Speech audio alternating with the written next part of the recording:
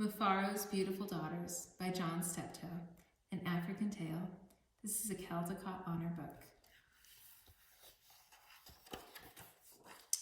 This book is dedicated to the children of South Africa. The illustrations are beautiful in this book. A long time ago, in a certain place in Africa, a small village lay across a river and half a day's journey from a city where a great king lived. A man named Mufaro lived in this village with his two daughters, who were called Manira and Nyasha. Everyone agreed that Manira and Nyasha were very beautiful.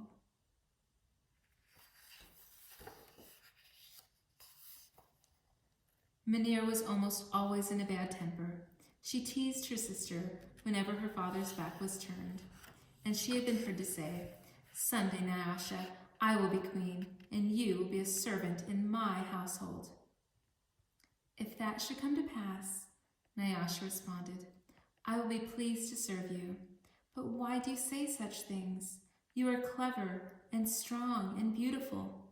Why are you so unhappy?"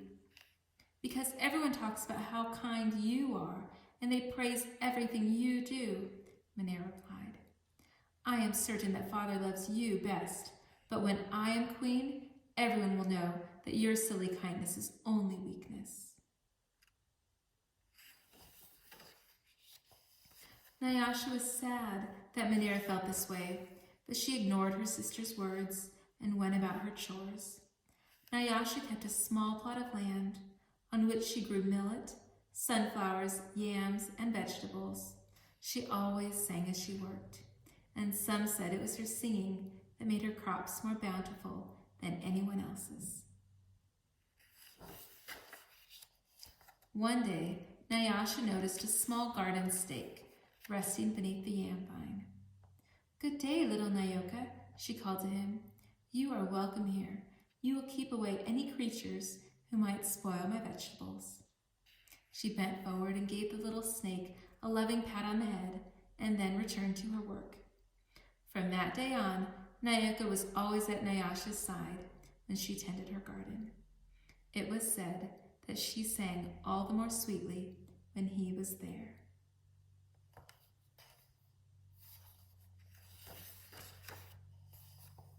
Mufaro knew nothing of how Manira treated Nyasha.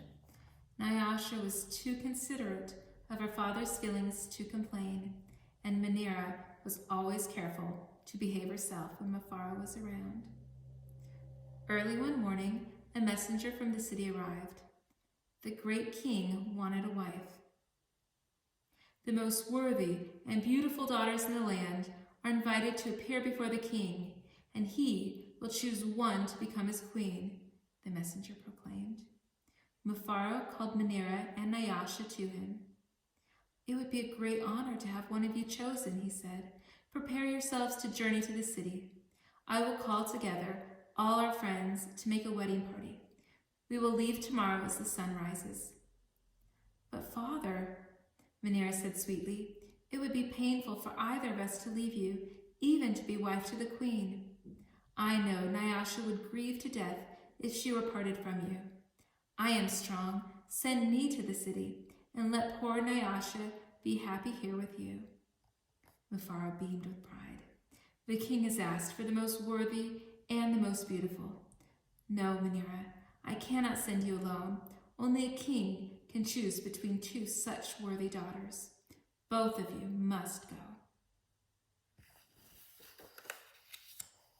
That night, when everyone was asleep, Manira stole quietly out of the village. She had never been in the forest at night before, and she was frightened, but her greed to be the first to appear before the king drove her on. In her hurry, she almost stumbled over a small boy who suddenly appeared, standing in the path. "Please," said the boy, "I am hungry. Will you give me something to eat?" "I have only brought enough for myself," Manira replied. "Oh, but please," said the boy, "I am so very hungry." "Out of my way, boy. Tomorrow I will be your queen. How dare you stand in my path?" After traveling what seemed to be a great distance, Manera came to a small clearing.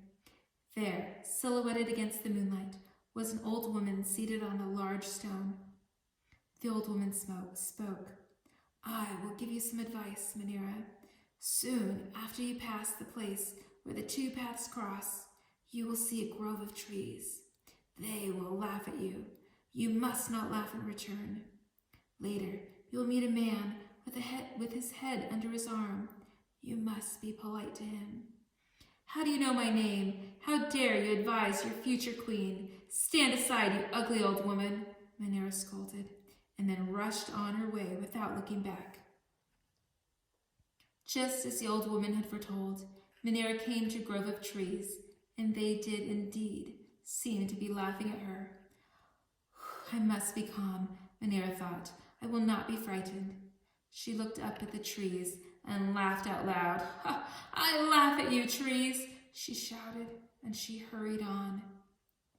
It was not yet dawn when Manera heard the sound of rushing water. "The river must be up ahead," she thought. "The great city is just on the other side." But there, on the rise, she saw a man with his head tucked under his arm.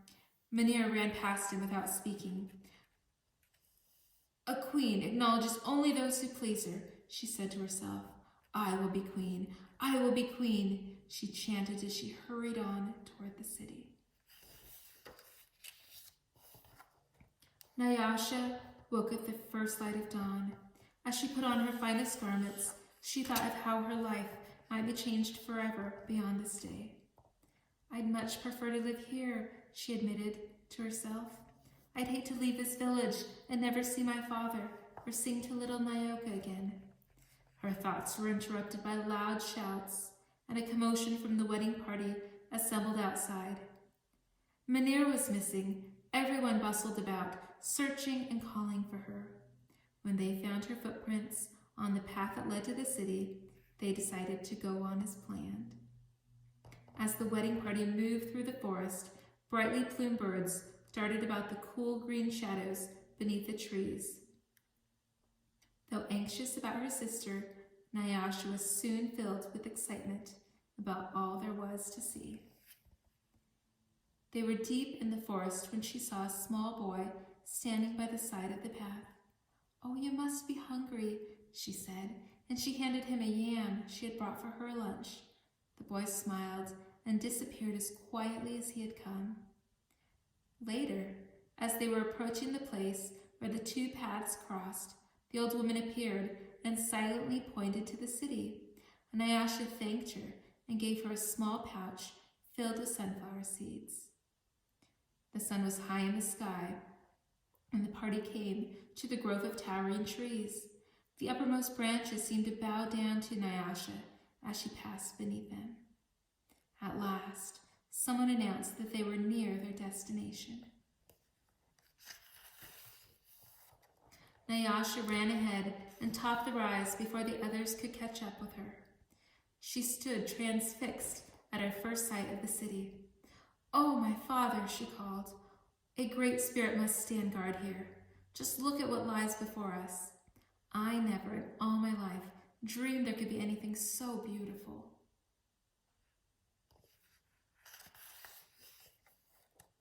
Arm in arm, Nyasha and her father descended the hill, crossed the river, and approached the city gate.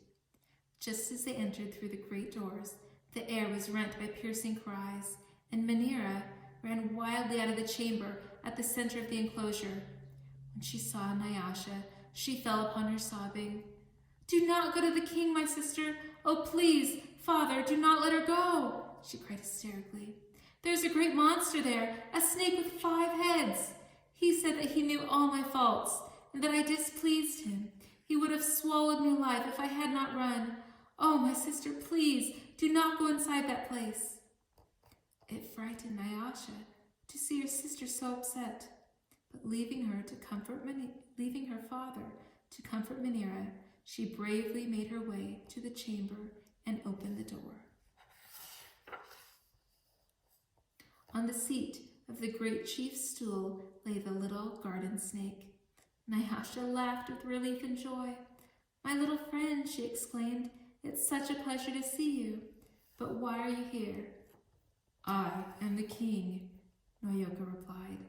And there, before Nyasha's eyes, the garden snake changed shape. I am the king. I am also the hungry boy with whom you shared a yam in the forest, and the old woman with whom you gave a gift of sunflower seeds. But you know me best as Noyoka, because I have been all of these. I know you to be the most worthy and most beautiful daughter in the land. It would make me very happy if you would be my wife.